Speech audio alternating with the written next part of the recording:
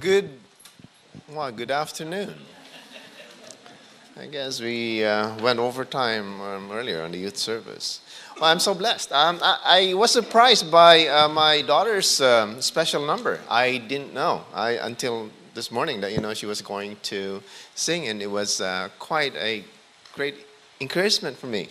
To see how she's using the talent that I have taught her. To use for.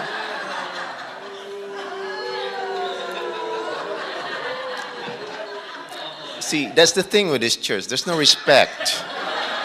No respect. No respect. But really, on a serious note, a personal note, actually, I'm so blessed when I consider and see my family. I'm bubbling with excitement and joy because I see that as a family. I'm just talking about our family.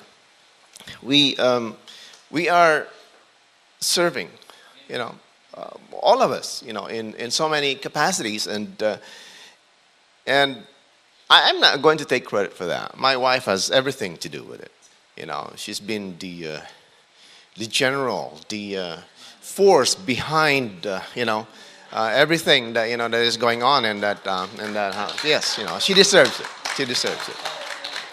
I have my oldest son, who is, of course, in the music ministry, doing praise and worship and, evangelism and all of those things. And, of course, you all know my second son, Jason, and he is the youth pastor. Now, I did not have anything to do with, him being placed there in that position, of course. And, besides that, me and Amy, gave birth to him. And of course, Grace, who is also part of the core group in the youth ministry and also, part of the music ministry. So, I'm really blessed. I'm really blessed, and to be afforded with the opportunity, especially with this time to be able to share the word with you. And I hope that this is going to be not only a blessing but a wake-up call for us again to come forward and be a part of what we have here in this church. Okay, so it's been 2 months since I stood before you to speak about the family the church as a family. And when Pastor Paul came back from the missions trip in the Philippines, he did talk to me and said that for this year, 2011, I have this vision that we should be talking more about the church, how it should be, what our role is, and and all of those other things. And I said, funny you should say that, because I said when you guys were gone in the missions field in the Philippines, I did speak about the church as a family. So it's a good beginning, and also.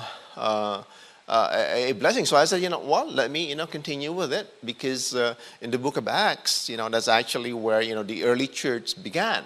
So I said, I'll do part of the book of Acts, and I'm sure that, he will be doing most part of it. So with that in mind, let me invite you guys to stand up with me as we read the Word of God in Acts chapter 4, verses 32 to 35.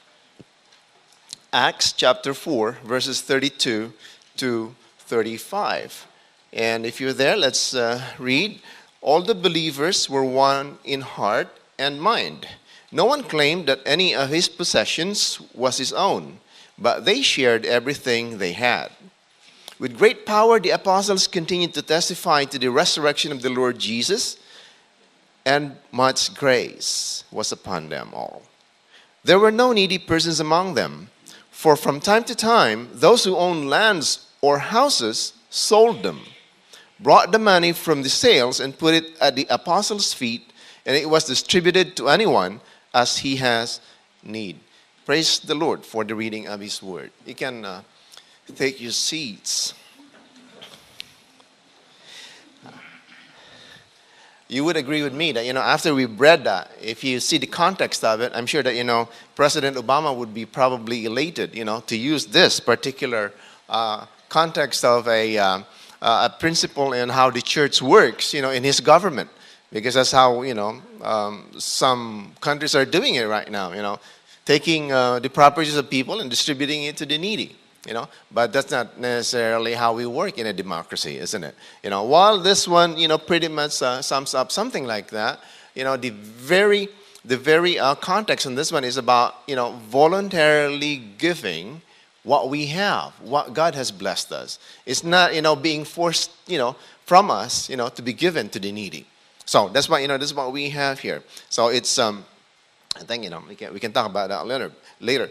One of my favorite secular quotes, as I've said very often, is that one said by the late President John F. Kennedy, when he said, "Ask not what your country can do for you, but ask what you can do for your country."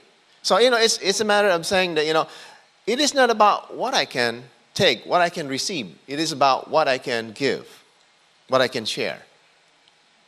And I think, as believers, that should be also part of, the very essence of our being, of our life, to be of service, to serve, not because, we will be paid for it, we will get some compensation for it.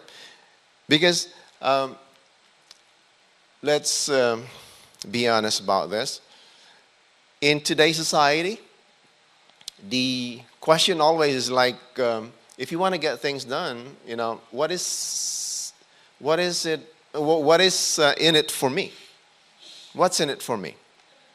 It's always like, there has to be some kind of a compensation or some equal reciprocal favor for us to serve.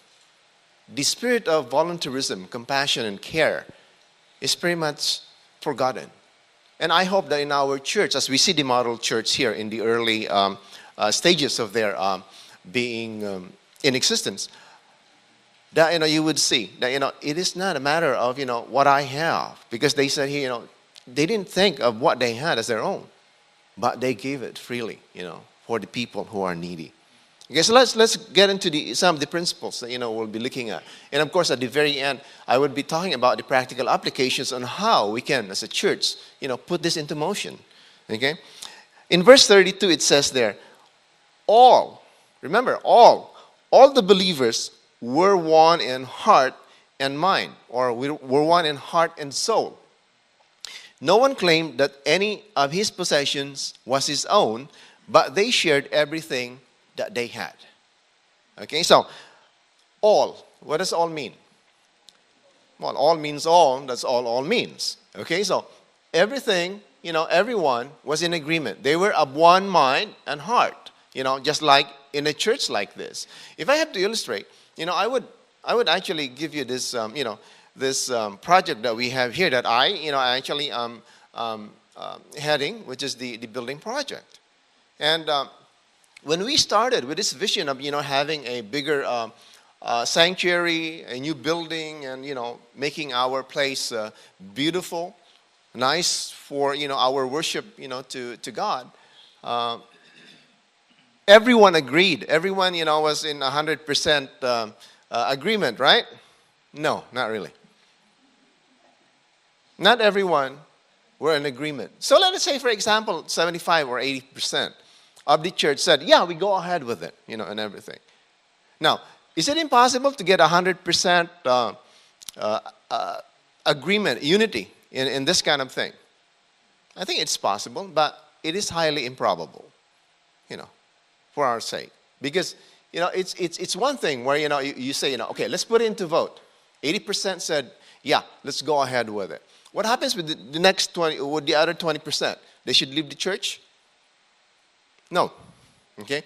They should stand united with the majority. I think the principle here is this. It is okay to disagree. Because each and every one of us are unique. We have our own, thinking. We have our own philosophies. We have our own way of doing things. So if I say, oh, we should do this way, you could always disagree with me and tell me, no. The best way to do it is this way. But if a majority of the people agrees that this is how we should do it, okay, it is time for the minority to throw in their support to the majority. That's where you achieve solidarity, unity in the church. Because if you continue on insisting that my idea is good, is better than yours, what does it bring?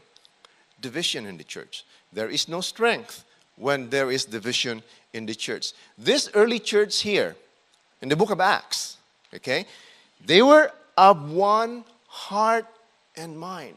Okay, I have no doubt that we are of one spirit here. You know, we all believe in God. We all want to, to have a sanctuary that is nice for the Lord. Because in the end, you have to realize this is not my project. This is the church project. This is not for me. This is not for Pastor Paul. Okay, this is for the Lord, whom we serve, whom we worship. That is the very end of what we're doing here. So, you ask me, but Brother Dario, how long has it been? We've been doing this for the past, 5-6 years, and nothing much is happening. We have this second phase where, we have to renovate the Christian education building and put a new wing for the choir over there. And the permit is not even approved. So what's God saying? Is God telling us something here? Because, it's been asked. It's been asked. I'm sure that, He's telling us something. If you ask me, I would say God is telling you to be patient. Some people would have a different idea. They'd probably say, it's because maybe God has a different plan. That would be true. That could be true. Maybe He wants us to go to one of those vacant warehouses over there that's not being occupied right now because of the recession, and maybe, develop that, or, make that our sanctuary or church. I would submit to you, though, that, when we had this vision to do this, we have agreed that we are not going to go into any borrowing. We're going to go into some kind of stewardship where we have to give, and we will finance whatever it is that we're going to do with the money that you guys have contributed. You do remember also that, when we started this about, 4 or 5 years ago, I made a challenge actually on that stewardship campaign. And if you remember that, I was only asking for 100 families. How much did I ask for each family to give? $1,000 a month. 100 families giving $1,000 a month would actually give us $1.2 million, which is what we needed at the time. But of course, I understand that some of you cannot afford to give $1,000. That was kind of sacrificial, really, for a lot of people. We tried to. We would give, $250 a week, to have that. And some, would give like $1,000 every end of the month or first of the month, because I guess they get paid monthly. But once again, there was this thing where, we were in agreement that we're not going to borrow. We are going to finance this thing. So, we are of one mind, one spirit. There's this solidarity in there. Now, maybe you did not get to give, the full amount, or you did not get to, to give the $1,000 that we suggested. It was only a suggestion anyway. Okay?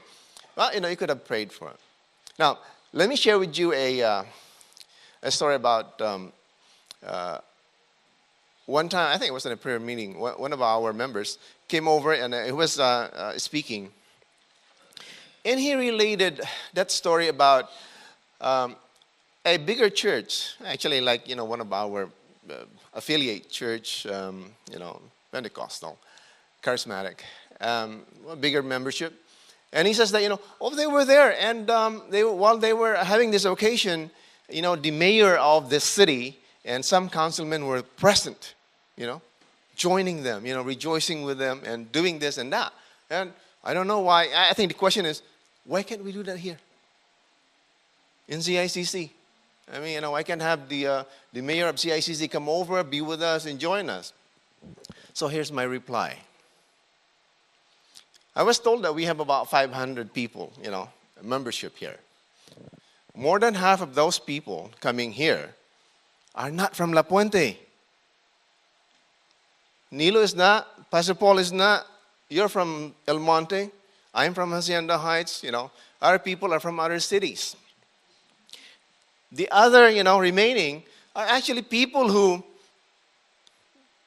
are below 18 years old. There's nobody below 18 years here, just in the youth service, for example, right? So that's another area that they should consider. Now, the remaining, I guess, they just don't have the ability to vote. So what remains is probably 10 people that could vote in this church. So let me ask you, what interest would a politician have in coming here to CICC? Simply stated, they don't care. They won't care. Why? There's no vote here. There's no vote here. Now, it is not to say that, we did not try. At the very first stages of our building project, okay, myself, the architect, and one member in the Tagalog service, Kuya Rolly Andiano, we went to City Hall. We had a meeting, actually, with at that time, the top councilman of the city of La Puente, a fast-rising star in the city of La Puente. We have to wait like an hour because he was late. We were patiently waiting. And then, he ushered us into his office, nice fancy office. We talked to him. He said, we want to enlist your support because we need to get this permit, for our building and all of the things. We're trying to make, a bigger sanctuary and all of those things. So he goes, oh yeah, I'll help you. Well, you just have all of the plans, in the planning department, and I'll make sure that everything is followed up, and hopefully everything is going to be fine. In short, that did not happen. That did not happen. Okay? Now, if you were AME Church, you guys know that church, right?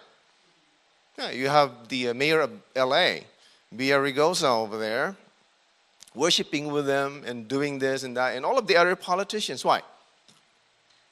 Well, almost 100% of the membership over there can vote, part of their constituents. Now, I'm not broad brushing all of the politicians, around, but that's how it works most of the time. But, let me just tell you once again, okay? That guy, that councilman, as I told you, he was the top councilman, is really an intelligent, smart guy. He became the mayor of La Puente. Yeah, he did. And I said, oh, I hope he remembers. Just like who was that in the story of the Pharaoh, was it the Pharaoh? That he would remember, that he said that, he would help us and everything. Joseph's, yearning or hope. So anyway, I hope he did. He did not. So that's fine. But if you're following the news, do you know what happened? He was actually indicted for corruption. And he was taken out, and now there's a new mayor. Is it Dan Argudo or something like that? So, I guess that's what happened. Probably he was just waiting for us. Because we cannot give him the votes here. Probably he was asking for something else. But anyway, God works in so many ways in the lives of people. So that's what that's the story of that one. So anyway. We're talking about about politicians being a part of this. I guess it's up to us. It's not really up to the politicians. Okay, that's the reality check of it all. And I hope I have all of those statistics and all of these things. That's the bad thing, the sad thing about following a message from Dr. Lim.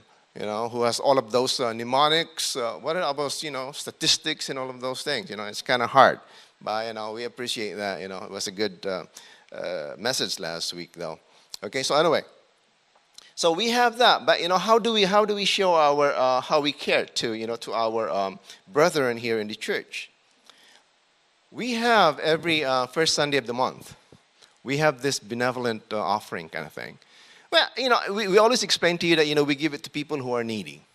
And I think, it behooves me to remind you again that, we use that actually for people really who are in need. People who, for example, last week, I think the mother or something, someone died. Who was that? Joyce's, no, grandmother. Grandmother. But we did not give it to them because, she was the grandmother, but because she was the mother of Joyce's mother. So she became an immediate member of a family, of a member in this church. So we gave her the benevolent offering, and that really helps. People who lose their job, especially the principal earners in the family, we give that. So there's a lot of other things that we use those benevolent to help our members here. Just like what it says here, no one claimed that any of his possessions was his own. Just like what God has blessed you with, the money that you have, the salary, whatever income that you got. I hope you have this mindset that it is not really my own, it's God's, and God actually can take it, from my open hand, showing it to him. Okay, God, here's what I have. Take whatever it is that you need or what you want, it's up to you. I'm just your manager. I'm a steward of what you have blessed me with. So, that's one of those things. So I guess, we have to be very cognizant of the fact that, if we really care about our brothers and sisters who are in need, we should be giving. Okay? We should be giving. The next principle actually is in verse 33, where it says, with great power, the apostles continued to testify to the resurrection of the Lord Jesus Christ, and much grace was upon them all. So they were emboldened actually by the power that was given to them, by the knowledge that, they have the Holy Spirit backing them up. Okay, so they have the confidence to witness to the unsaved, and then the apostles continued with their mission of testifying about the gift of salvation through Jesus Christ. Would that apply to us today? Definitely. We should be bold enough, confident enough, because we have the Holy Spirit in us, to share the gospel, to share the good news. And how do you show your care? You show that you care for the souls of the people around you. Very important. Not only their physical needs, but most importantly, I think, the importance of caring for the souls of those around us in our community. They might have been low on resources. Maybe, they don't have that much, It's a good thing, they don't have to drive, with the gas prices now. But they persevered, and they went and they witnessed to people. We should do that as well. And I'll be, on the practical application, we will go into that. Okay? Now, in our church, we have some arms that that we use. For example, the Vacation Bible School that we do every year. We invite children, and parents actually around the community to come over and be a part of that activity. And a lot of people actually come to the saving knowledge of God with Vacation Bible School. And as probably some of you here has that testimony that you came to know the Lord in VBS. Probably here or maybe in the Philippines.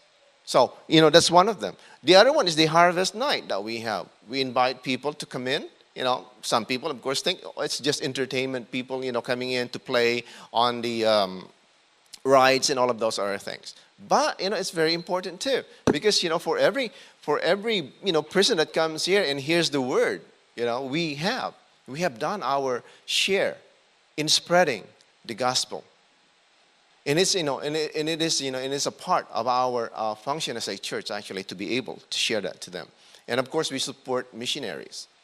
Just like today, we have an offering, a missions offering for the 2013 missions trip to the Philippines once again. So we have that. We can support that. But most importantly, we can support with our prayers, praying for it. And of course, at the end, on verses 34 to 35, we see the fruit of the sacrificial love of the apostles. There were no needy persons among them. Because of what they did, there were no needy persons. Everyone actually is provided for, and whatever it is that they need. From For from time to time, those who own lands of houses sold them. Now, it is not to say that, the apostles said, okay, sell your lands and your houses so we could put it in one pot right here. What it said here is that for from time to time, as the need arises, people would sell. Okay, so it doesn't also say that, they sold everything. It's like, for example, if Nilo has a property here in California, he also has a property in Nevada and also in the Philippines. So, he'd probably say, oh, I'll dispose of my property in Nevada, so I could give, to you, which is a good idea. Okay, so, okay. Anyway, so that's what they did. They parceled those things and then they sold those things to help, the people. And as a result, there were no needy persons among them. And I hope we can have that. It is an idealistic situation that, that we are looking at, where nobody is in need of anything. But, just like what Pastor Paul is always pointing out, the recession was like 2 years ago. How many of you have missed a meal from that time to this time? Like not eating 3 times a day. I'm sure most of you are eating 5, 6 times a day. Even with the recession. That's how God works in us. How great God is to provide for us. A lot of people actually lost jobs. But they did not lose food to eat. They were provided. Such is God's grace for each and every one of us. You have to remember that always. That, that fruit, okay? And of course, we know that, when we give, it's kind of a tricky thing sometimes. Some people give, and then, when they give, they want to have some kind of control over, what they have given. I say to you, when you give, leave it, to the leaders, to the stewards of the church. Just like this year, what did they say? They brought the money from the sales to the apostles. And then they told the apostles where to give it to. No, it did not say that in the Bible. It says the apostles distributed to anyone who had need. Okay, that's the same way that we should do it here. We give to the church. Make the leaders of the church accountable to you by, letting them know that, you're giving and, you're trusting them to be good stewards of the resources that you have entrusted to them. There is always going to be a time where you're going to question, where did that money go? Just like, for example, when most of you gave to, the rescue efforts in Haiti, right? Over a year has passed. If you look at the pictures, the situation over there, nothing happened. Nothing has happened. Right? And you gave it and go, where did the money go? Billions of dollars. Right? The same thing here. You probably have this kind of, feeling like, what happened to the money that we've been giving? Maybe you guys are just wasting it, or, you're doing this and that. Okay? There's going to be questions. But I think, we can do it in a way where you have a question, present it to the leadership, right? But it is not like, hey, come on, this money here should go here. Oh, that was wrong. You should not have given that to that person or something like that. Trust in your leadership, okay, to biblically and soundly, okay, distribute, the money, the resources that you have given according to the need that they believe, should be met. So that's how we should show our care.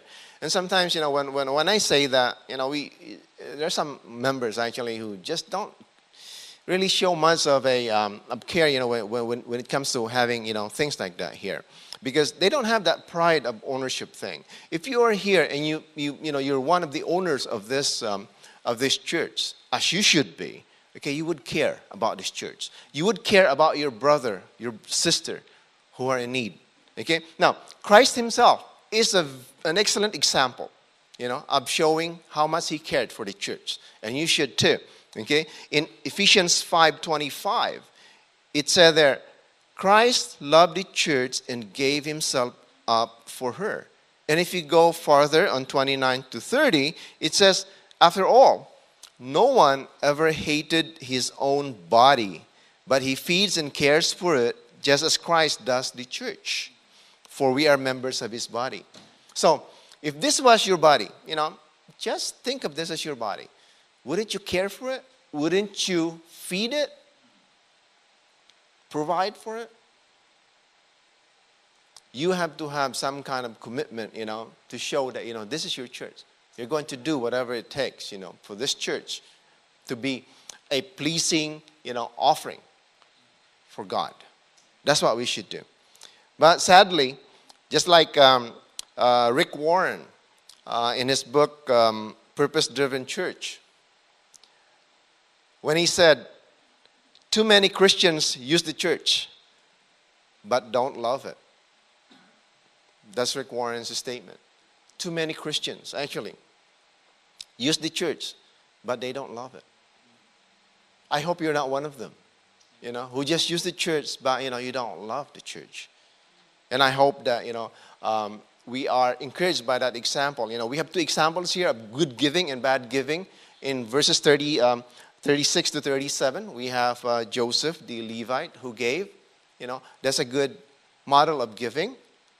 And of course, on the next chapter, we have the bad model of giving, which is that of Ananias and Sapphira. We're not going into there. That's another topic for another day. So we have those. So I guess, we go to the practical application of what we have just heard. What areas of our church should we care about? What areas of our church you think we should care about? Let me give you. These are just suggestions. How about prayer ministry? That area, okay? Should we care about it? Yes. When you pray, when you become a part of a prayer ministry, okay, you show that you care for people who are sick because you pray for those people to get healed, to get the comfort. When you pray for people who are having problems in their relationships, husband and wife, parents and children, you show that you care for those people. When you pray for people who lost their jobs, you show you care about them so they could have a job, so they could have a means to, to support their family. It's about caring. Some people still have their jobs, but there is so much insecurity.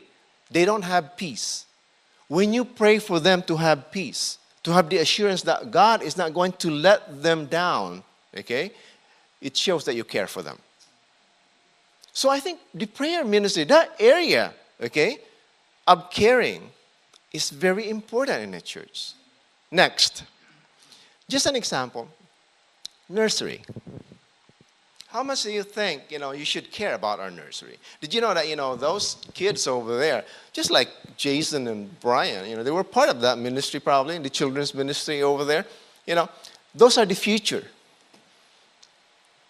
I didn't even imagine that Jason would be in this position now, watching him when he was a kid, running around and frolicking all over the place, practically destroying some of the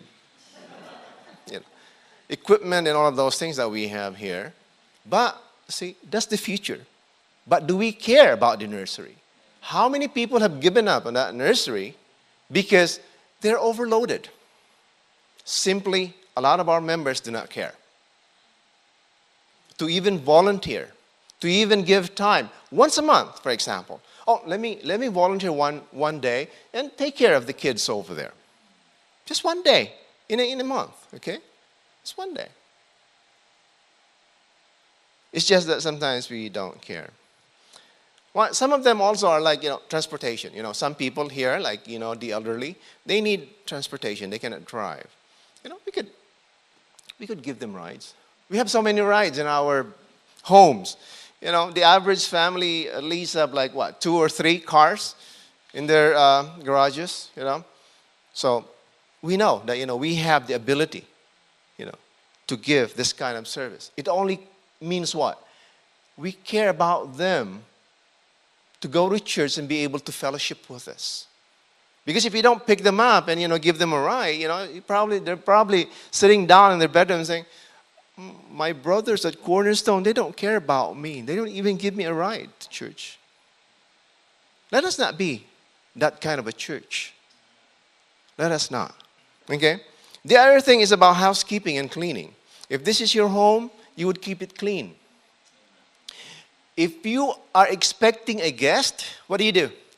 You pick up the vacuum cleaner, you clean, you go Swiffer and all of those things. So everything is spick and span. Newsflash. Jesus Christ is coming. We are meeting Him here every week. What do? We don't even care if it's, dirty or not. Anyway, I guess, this should apply to the people in the youth service, because I found this over there. A lot of us are actually like frustrated NBA, players. So they go like, after they have their halls in their mouth, they go on a trash can. Phew, they miss. Okay? If you care, you would pick it up, put it in the trash can properly. If this is your home, you would not do that. Would you just leave trash lying all over the place? No. That's the heart of Pastor Paul, because, sometimes, I see him, he goes around and he sees all of those things. Of course, our kids sometimes, they have that attitude. But, as parents, we could remind them. If you see that, there's something there that, that does not belong there, pick it up, put it inside. It happens to me sometimes, I would park over here on the side of the street, and then I would see coffee, Starbucks, cup on the side. It's not even in our property, but in front. But I would pick it up and, try to put it in the trash can. That's what we should do, okay? Because it reflects upon us that we care. We care that, our house here is a house of prayer, and it's worthy for us to worship the Lord in, because it is in order, okay? That's what, that's what it is. Now, kitchen. I don't have to tell you, I don't know how many of you have volunteered to at least clean up after the koinonia, or maybe do the dishes, or, whatever it is that we have there. And most of the time, sadly, we would just even leave, cups, plates, whatever it is over there. And can't even put them in the trash can. That's not what we are. We care about, how we take care of our surroundings here. That is our church. Now, that's inside. But how about the community? How active are we in our community? How are we involved in our community? As I've said once before, it's the VBS. It's one of them. The Harvest Night. The youth actually have had this compassion ministry where they go and feed and give clothing to the homeless downtown, although they kind of suspended that because of some problems with shooting and anything over there in the Skid Row area. But they did that, That's how we show that we care for these people, okay? Not only to supply them with, the physical needs, the food and everything, but also to tell them about the saving grace of God. It's very important, and I know that, there's a lot of other churches going there, to do that. And so we have that.